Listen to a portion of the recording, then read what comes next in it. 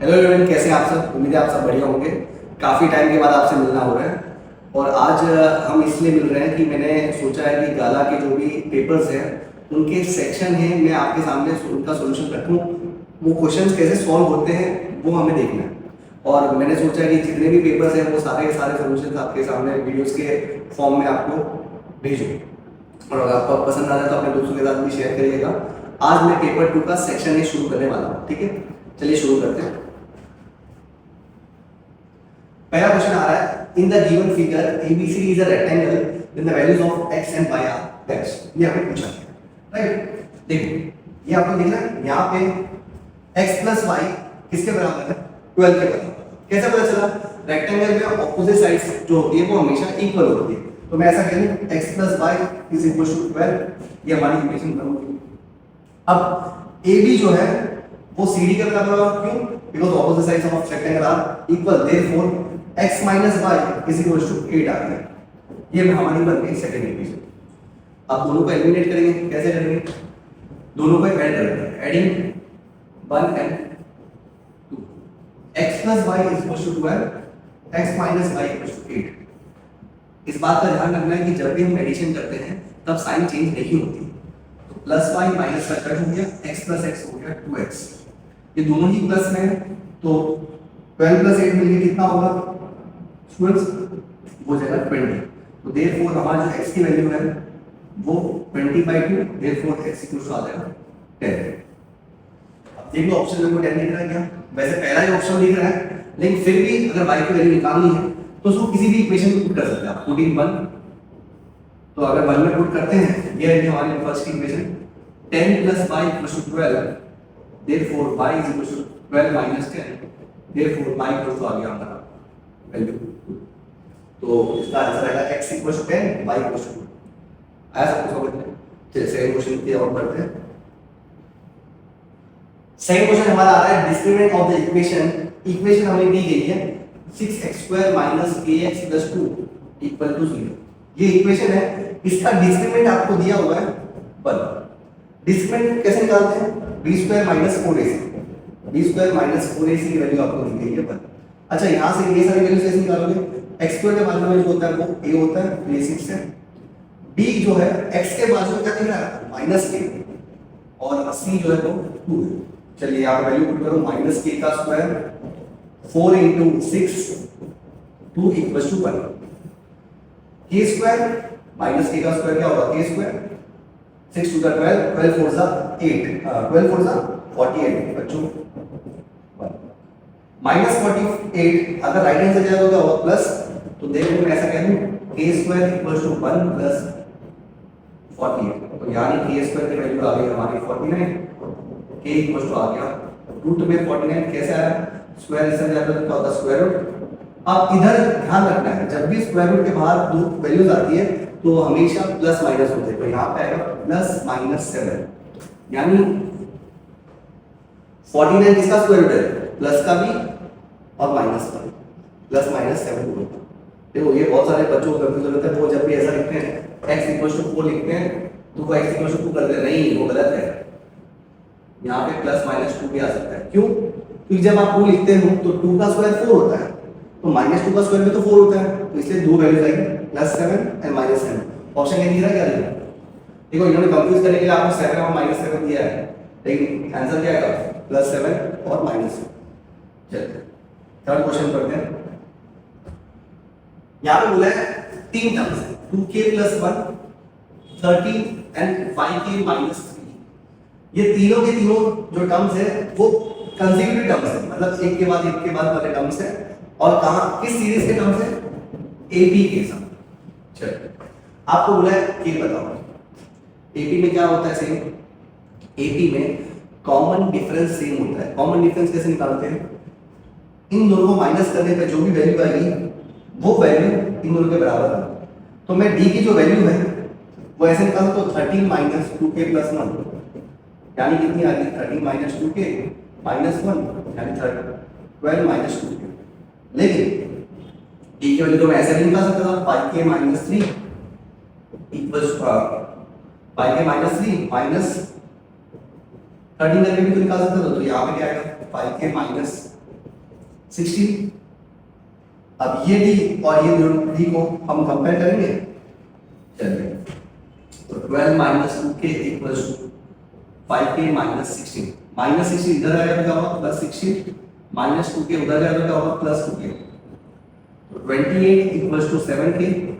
7 को left hand side भेजोगे तो क्या होगा डिवाइड। क्यों डिवाइड? क्योंकि यहाँ पे 7 जो है वो k से मल्टीप्लाई है, तो देयरफॉर k की वैल्यू जो आ गई वो आ गई 4। ऑप्शन में चेक करो है क्या? चलिए आगे बढ़ते हैं। Question number 4, the distance of point 8 minus 3, इसका डिस्टेंस पूछा है x एक्सिस से।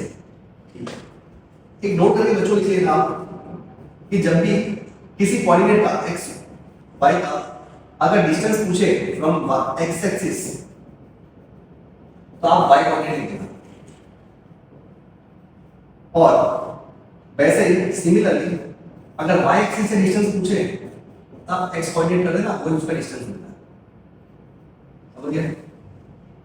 तो यहां पे x एक्सिस से इस पॉइंट का डिस्टेंस पूछा है तो इसका y कोऑर्डिनेट क्या दिख रहा है -3। तो -3 जल्दी में टिक मत कर देना। सर आपको बोला था कि y कोऑर्डिनेट देखना होता है, लेकिन डिस्टेंस का भी नेगेटिव होता है क्या? -3 दिख रहा है, लेकिन इसका मैग्नीट्यूड यानी प्लस में कितना हो रहा है 3। तो ऑप्शन में देखो 3 कहां पे है? ठीक है, चलिए आगे बढ़ते हैं। चलिए यहाँ पे देखो एक फिगर दिया हुआ है, मैं पहले वापस से बना दूं ताकि आपको थोड़ा सा आइडिया आ जाए। और कुछ ए बी सी, यहाँ पे ये दिया है 30 डिग्री, ये 90 है और ये कितना दे रहा है 20। हमें पूछा गया है ए बी बताओ। देखो ये पूछा गया है, ये दिया हुआ है, तो इन दोनों इस एंगल के हिसाब से इसके सामने जो दिख रहा है वो क्या होगा परपेंडिकुलर। तो परपेंडिकुलर बेस का रिलेशन क्या होता है 10 30 इक्वल्स टू आएगा BC अपॉन AB। 10 30 होता है 1/√3। BC तो आपको पता है क्या? हाँ पता है, कितना है 20। और क्रॉस मल्टीप्लाई करो तो यहाँ पे AB जाएगा तो क्या आएगा, और ये √3 डिवाइड पे इधर जाएगा तो प्लस मल्टीप्लाई, तो देयरफॉर AB इक्वल्स टू आ गया √3 मीटर। 20 दूसरे ऑप्शन में दिख रहा है क्या? हाँ पहला दिख रहा है। AB अगर पहले दिया है तो AB की वैल्यू होनी चाहिए। वैसे तो ये आ गया आंसर, लेकिन इसको भी निकाल देते हैं। अब देखो आपको पूछा है AC। चलिए इस एंगल के हिसाब से, इस एंगल के लिए परपेंडिकुलर ये क्या है हाइपोटेन्यूज। परपेंडिकुलर हाइपोटेन्यूज का रिलेशन क्या होता है sin। sin 30 होता है परपेंडिकुलर अपॉन हाइपोटेन्यूज, ये कितना होगा 1/2। BC आपको पता है 20। अगेन क्रॉस मल्टीप्लाई कर दो, therefore AC is equal to आ गया 40 मीटर। हमने इसको क्रॉस मल्टीप्लाई कर दिया, इसको यहां पे कर दिया। चलिए ये ऑप्शन है, आगे बढ़ते हैं। देखो रट्टा नहीं मारना है, अगर समझ आए तो समझने की कोशिश करना है, नहीं आता है तो वापस एक बार पॉज करके वीडियो देखो। चलिए यहाँ पे बोला गया mode minus mean equals to dash multiply by median minus mean. देखो मैं हमेशा इस बात को प्रेफर करता हूँ कि जो भी वर्डिंग में लिखा है ना उस वर्डिंग पे ध्यान नहीं देना है, हमें सिंबल्स के फॉर्म में याद रखना है। कुछ क्या है मोड का मतलब क्या होता है z माइनस मीन को मीन बार x बार लिख सकता हूँ, और मीडियन मतलब m होता है m माइनस x बार। अब देखो एक फॉर्मूला होता है z equals to 3m minus 2x, मतलब मोड होता है 3 median minus 2 mean, 3 median minus 2 mean. चलिए उस फॉर्मूला का यूज करना है और कुछ नहीं करना है। ध्यान से देखो यहां मोड के साथ क्या लगता है माइनस एक्स बार, तो हम क्या करेंगे दोनों तरफ माइनस एक्स बार लगा, इससे इक्वेशन पे कोई फर्क नहीं पड़ने वाला। देखो ये और ये करेगा तो वापस वही आएगा, ये वाला इक्वेशन आने वाला है। अब देखो होगा क्या, ये माइनस 2x बार और x बार ये कितना हो गया माइनस x बार। क्या 3 कॉमन निकल रहा है यहाँ पे? हाँ, क्या इसको मैं ऐसा लिख सकता हूँ 3 इंटू मीडियन माइनस मीन, और ये हमारा क्या था z माइनस एक्स बार, z यानी मोड माइनस मीन। ये क्या लिख रहा है आपको 3, तो यहाँ पे क्या आंसर आएगा 3। ऑप्शन डी करो और आगे बढ़ो। चलिए यहाँ पे नंबर है 3 + 2√5। ये नंबर पूछा है कि इरेशनल नंबर है या रैशनल नंबर है क्या है। इस बात का हमेशा ध्यान रखना है कि रैशनल में इरेशनल जब भी ऐड होगा, रैशनल में प्लस इरेशनल जब भी ऐड होगा तो number will always be irrational. ठीक है, तो ये नंबर इरेशनल है, इसके साथ कुछ मल्टीप्लाई तो ये नंबर इरेशनल है, और इरेशनल के साथ रैशनल ऐड है, फिर भी नंबर क्या रहेगा? इरेशनल। समझिए बच्चों, आगे बढ़ते हैं। The sum of zeros of following the polynomial हमने ये दिया माइनस, ठीक है। सम ऑफ जीरो यानी alpha plus beta, alpha plus beta का फॉर्मूला था माइनस बी बाई ए। ए की वैल्यू 4 है, बी की वैल्यू एक्स के बारे में क्या दिया? माइनस बी, सी यानी कांस्टेंट यानी कितना दिया? माइनस 7। फिर हमें काम किसका है? बी का, minus of minus b upon 4, ये कितना आ गया? B by 4। बहुत इजी क्वेश्चन था, खत्म करो आगे बढ़ो। चलो, the probability that a certain to happen is dash, certain to happen का मतलब होता है श्योर इवेंट, और श्योर इवेंट का प्रोबेबिलिटी हमेशा 1 होता है। ऑप्शन में 1 दिख रहा है, देखो ये। वैसे इसी तरह आपको बोलते हैं probability of an impossible event, तो इम्पॉसिबल इवेंट का याद रखना हमेशा क्या होता है? 0। ठीक है, चलिए आगे बढ़ते हैं।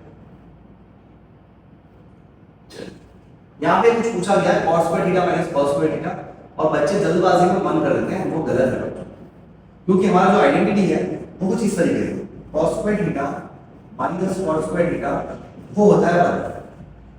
लेकिन हमें तो क्या पूछा है? cos square minus cos square पूछा है, तो आप क्या करो? माइनस कॉमन निकालो। तो जैसे माइनस कॉमन निकालोगे तो यहाँ पे साइन चेंज हो जाएगी, और इस 1 को वहां लगा, इस माइनस को वहां लगा सकते हो। ये देखो cos स्क्वायर हो गया, क्या इसको मैं ऐसा लिख सकता हूँ? हाँ लिख सकते हैं, और इस माइनस को वहां लगाओगे तो क्या आएगा? माइनस। इसको थोड़ा बहुत डाउट हो जाएगा सर ये माइनस वहां पे कैसे लगाते हैं, तो एक काम करो ना, ये माइनस वहां जाएगा तो क्या होगा? प्लस, और ये प्लस में इधर आएगा तो क्या होगा? माइनस। फिर भी क्या रहेगा? माइनस 1 ही रहेगा। तो ऑप्शन क्या है हमारा? -1। बहुत इजी क्वेश्चन है, आराम से समझते हैं। A line intersecting a circle at 2 points is called dash, secant of a circle। अगर एक पॉइंट पे टच करता है तो उसको हम टेंजेंट कहते हैं, और अगर 2 पॉइंट पे टच करता है तो उसको हम सीकेंट ऑफ अ सर्कल बोलते हैं। चलिए यहां पे जो डेटा दिया गया x 11 and 14, जो गिवन है, जो गिवन मीन है, और मीन की वैल्यू क्या दे दी है आपको? x दे दी है। इसे बोलते हैं अनुरूप डेटा। अनुरूप डेटा का मीन कैसे निकालते हैं? Sum of all observations.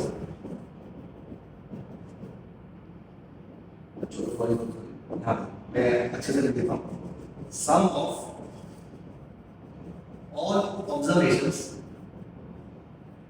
Divided by number of observation. फिलहाल इस बात पे ध्यान ना दें कि हमें क्या निकालना है, बस मैंने तो फॉर्मूला लगा रहा हूं, आगे लिखेंगे जो होगा। 7 + 8 + x + 11 + 14 डिवाइडेड बाय हमारा नंबर ऑफ ऑब्जर्वेशन कितने हैं? 5 है। अच्छा मीन कितना दिया है? x दिया, यहाँ पे x लगा लो, ये डिवाइड बाय 5 है, यहाँ पे जाके क्या होगा? मल्टीप्लाई, तो ये हो गया 5x। चलिए 7 + 8 होता है 15, 15 + 11 होता है 26, 26 + 11 होता है 40। तो यहाँ पे आ गया 40 + x इधर जाए तो क्या होगा? माइनस होगा, तो 4x कितना आ गया? 40, x आ गया 40/4 दैट इज 10, और ये हमारा आंसर हो गया 10। ठीक है, बहुत इजी क्वेश्चन था, ध्यान से समझना, बस फॉर्मूला यूज किया है। ठीक है, आगे बढ़ते हैं।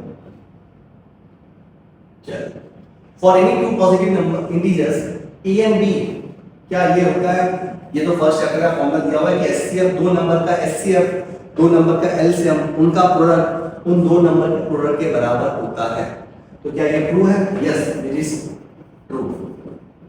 ठीक है बच्चों, हाँ इसमें कभी कभार कंफ्यूज करने के लिए वो क्या करते हैं? A B C 3 numbers they देते हैं। अब 3 नंबर्स दे तो आपको समझना है कि वो गलत है, क्योंकि ये जो फॉर्मूला है वो दो नंबर्स के लिए ही एप्लीकेबल है, राइट? चलिए आगे बढ़ते हैं। चलिए यहाँ पे ग्राफ दिया हुआ है, आपको कह रहे हैं number of zeros of p of x is 2। देखो आपको सेकंड चैप्टर में भी ये दिया हुआ है x-1 में 2.1 में, जहां पे ऐसे ग्राफ देते हैं आपको उससे नंबर ऑफ जीरोस कितना है। आपको हमेशा सिंपल एक चीज याद रखनी है कि y इक्वल्स क्या लिखा हुआ है, यहाँ p ऑफ के अंदर क्या लिखा है? x। तो x पे कहां पे टच कर रहा है? ये देखिए x पे कितनी जगह पे टच कर रहा है? एक जगह पे टच कर रहा है, तो इसके नंबर से तो एक है। अगर दो जगह पे टच कर रहा है तो दो हो गए, एक जगह पे टच कर रहा है और ये लोग कह रहे हैं दो है, तो क्या हो गया फॉल्स। आगे बढ़िए चलिए। For a given pair of linear equation in two variables a1 upon a2 not equals to है b1 upon b2, then the pair of linear equation is consistent or not। मतलब कंसिस्टेंट है ऐसा इन्होंने कहा, कह दिया है, फिक्स है कंसिस्टेंट। चलिए मैं आपको बताता हूँ कंसिस्टेंट तब होता है जब उस लीनियर इक्वेशन का सॉल्यूशन निकलता है। अब पहले तो ये देखें कि ये कंडीशन किसके लिए थी। ये कंडीशन थी यूनिक सॉल्यूशन थी। जब मैं कहता हूँ यूनिक सॉल्यूशन है तो क्या एक सॉल्यूशन नहीं आ रहा है। अगर सॉल्यूशन आता है तो फिर वो पक्का कंसिस्टेंट है। तो फिर सर इनकंसिस्टेंट कब होता है, वो भी बता देता हूँ। इनकंसिस्टेंट तब होता है जब नो सॉल्यूशन होता है। ठीक है, तो ये कंसिस्टेंट है क्या? हाँ जी हाँ है, और ये आ गया। चलिए आगे बढ़ते हैं। The sum of probabilities of all the primary elementary events is zero। No, ये तो false हो गया बच्चों। आपको हमेशा याद रखना है कि किसी भी प्रोबेबिलिटी के जितने भी इवेंट्स हो सकते थे, मतलब किसी भी इवेंट की जितने भी प्रोबेबिलिटी इवेंट हो सकते थे, उन सबका एलिमेंट्री इवेंट्स का सम 1 होता है। फॉर एग्जांपल मैं आपको छोटा सा एग्जांपल देता हूं। अगर मान लो एक पॉइंट टॉस करते हो तो क्या आ सकता है, या तो हेड आ सकता है या टेल आ सकता है। हेड की प्रोबेबिलिटी बताना दिखाऊं 1/2, टेल की कितना होगा 1/2, दोनों को प्लस करो कितना है 1, हमेशा 1 आएगा। ये कह रहे 0 है तो क्या हो जाएगा फॉल्स। ठीक है, आगे बढ़े। For a given है कि a25 minus a15 आपको दिया है 24। a25 का मतलब होता है a plus 24d, a15 का मतलब होता है a plus 14d। इस बात का हमेशा ध्यान रखना है कि ये जो नंबर लिख रहे हो वो ब्रैकेट में लिखना है, वरना बहुत बच्चे गलती करते हैं, उसमें से आंसर गलत आता है। अब ये ब्रैकेट जब ओपन होगा तो साइन चेंज हो जाएगा। ठीक है, चलिए कोई बात नहीं। a और a कट गया, 24d और 14d माइनस हुआ तो कितना हुआ 10d। चलिए 10 मल्टीप्लिकेशन में इधर जाएगा तो क्या होगा डिवाइड 24/10 कितना हुआ 2.4। पूछा क्या था कॉमन डिफरेंस। अच्छा ये कॉमन डिफरेंस ही तो है। चलिए खत्म। चलिए ये वैसे 10th के टॉपिक में नहीं है, 9th का टॉपिक है। मैं आपको बताता हूं साइक्लिक कोऑर्डिनेटर में पिछले साल आपने क्या पढ़ा था। अगर एक कोऑर्डिनेट ABCD है, साइक्लिक कोऑर्डिनेट ABCD है, तो उसके ऑपोजिट एंगल का सम हमेशा 180 होता है। ये आपने सीखा था। अब यहाँ पे आपको गिवन क्या है समझ लगा बात। आपको बोला है 5 angle A is equal to 7 angle C दिया होगा। ठीक है, कोई बात नहीं। एंगल C को इधर ले जाना जरा और 5 को इधर ले जाओ तो क्या आ गया, इनका रेशियो 7/5 आ गया। तो लेट मान लेते हैं एंगल A को मैं मान लेता हूँ 7x है और एंगल C को मान लेता हूँ 5x। इन दोनों का रेशियो ले लो, देखो 7/5 आया। मैंने कुछ और नया नहीं किया, रेशियो है 7/5 का, तो मैंने 7x 5x मान लिया। ये बताया ये दोनों का सम कितना होता है 180। साइक्लिक कोऑर्डिनेट में ऑपोजिट एंगल का सम 180 होता है। तो यहाँ पे वैल्यू पुट करो 7x plus 5x equals to 180। therefore 12x equals to 180, x equals to आ जाएगा यहाँ पे 180/12, x equals to तो 12 से कट करें तो आएगा 15 आएगा क्या? हाँ 15 है। चलिए आगे बढ़ते हैं। ये एक्चुअली पूछी है नहीं, हमें पूछा गया है angle A। Okay, angle A हमारा है 7x, यानी 7 into 15 ये कितना आ गया 105। ये हमारा राइट आंसर है। चलिए आगे बढ़े। ठीक है, कुछ क्वेश्चन बाकी देखो फटाफट हो गया, बस चीजें समझ के आनी। P of A आपको दिया है 8/9। ये देखो पास होने के लिए तो बनाया गया वैसे कुछ चीजें। ये तो पता है आपको P of A plus P of A naught हमेशा बनता है 8/9। P of A naught पूछा था। देखो एक मार्क में तो इसको हमें 1 वर्ड में तो सॉल्यूशन दिखाना पड़ेगा, बाकी तो सीधा आ जाता। एलसीएम लो 9 - 8/9 कितना आ गया 1/9 आंसर आ जाएगा। अगर ये एक्चुअली में होता तो आप समझना 8/9 दिया है तो 9 से कितना कम है टोटल 9 है, उसमें से 8 आ चुका था, कितना बचा 1 तो आंसर आएगा 1/9। ऐसे रहेगा। ठीक है, नहीं समझ आया तो ऐसे कर सकते हो आप। चलिए यहाँ पे बोला है क्लास फ्रीक्वेंसी, ये कुछ दिया हुआ है। चलिए मैंने यहाँ पे टेबल बना देता हूँ आपके लिए। यहाँ पे CF का टेबल बना लिया। मीडियम क्लास बोला तो पहले CF तो बना ले। 12 इनका प्लस करो 30 50 67 और ये हो गया 80। ठीक है भाई, अब क्या ये कर n by 2 पहले करते हैं। n by 2 करेंगे 80 by 2 कितना आ जाएगा 40।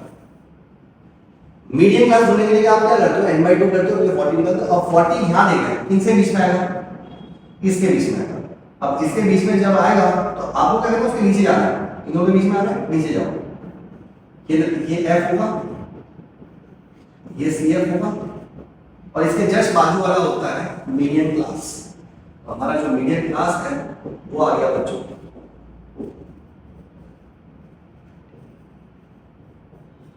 22 30। आई होप आपको समझ आया होगा मैं क्या कह रहा हूं। n by 2 करो, जिन दो नंबर के बीच में आएगा उसके नीचे जाओ और ऐसे आते हैं उस लाइन में। ये इसके क्रॉस पे होता है CF और इसके बाजू वाला होता है मीडियम क्लास। ठीक है, चलिए आगे बढ़ते हैं। चलिए area of base of the cone, area of base of cone होता है बच्चों पाई आर स्क्वायर। कैसे है मैं बताता हूं। देखो कोन होता है इस तरीके से, ड्राइंग पे बन जाना, मेरे फिगर बहुत खराब है। नीचे यहाँ पे सर्कल बनता है और सर्कल का जो एरिया होता है वो क्या होता है pi r square. Curve surface area of a hemisphere, curve surface hemisphere का होता है 2 पाई आर स्क्वायर। तो 2 पाई आर स्क्वायर तो 21 का हमारा आंसर आ जाएगा बच्चों। यहाँ पे लिख देता हूँ 21 का बच्चों आ जाएगा हमारा पाई आर स्क्वायर और 22 का आ जाएगा हमारा, तो फॉर्मूला बेसिक बच्चों 2 पाई आर स्क्वायर। ठीक है, चलिए आगे बढ़ते हैं। लास्ट क्वेश्चन आ रहा है। चलिए 23 का हमें बोला गया perimeter of a sector OAPB। देखो OAPB का सेक्टर कैसे निकालोगे आप, देखो पेरीमीटर पूछा ना आपको, पेरीमीटर मैं यहां पे दिखा दूं। पेरीमीटर पूछा गया, पेरीमीटर का मतलब है सारी साइड का प्लस कर देना, साइड लिखे आर लिखे जो भी लिखना है।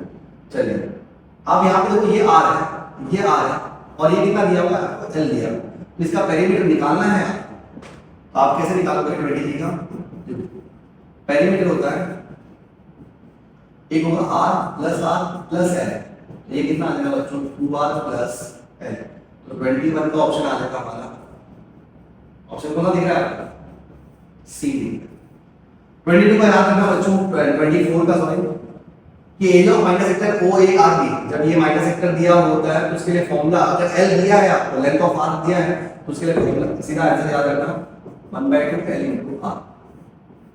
ठीक है, ये बहुत बार कुछ और तरीके सब में पूछ लेते लेंथ ऑफ आर्क दे देते हैं 1/2 L into R आता है। आई होप आप सभी को समझ आया होगा। अगर ये कैसा है आपको जानना है तो मुझे वापस से कमेंट सेक्शन में लिखना, मैं इसका सॉल्यूशन मैं बता दूंगा कि कैसा है। बहुत इजी है, लेकिन ये वीडियो काफी लंबा हो चुका है इस वजह से यहाँ पे एंड कर रहे हैं। पेपर 3 का भी अगर आपको सेक्शन 1 का सॉल्यूशन चाहिए तो कमेंट में लिखना।